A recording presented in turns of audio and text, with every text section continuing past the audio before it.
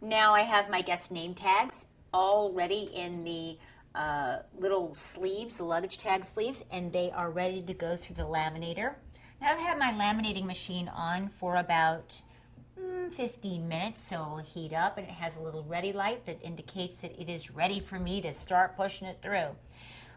Here's a couple of tips to when you're using the laminator.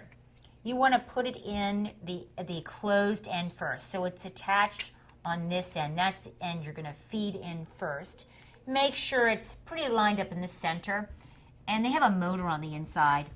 Once the motor picks up, the conveyor picks up on the luggage tag, then you let it go because it's going to bring it through itself at its own pace.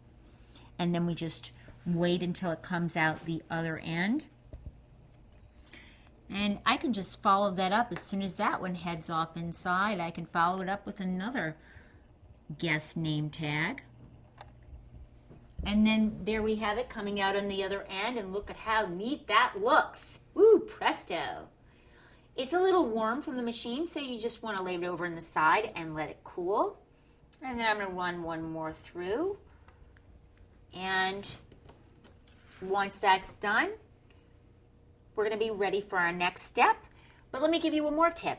If you don't want to invest in a laminating machine, laminating machines can be about $100 or so, a little more. If you're getting a really fancy one, it could be even more expensive than that.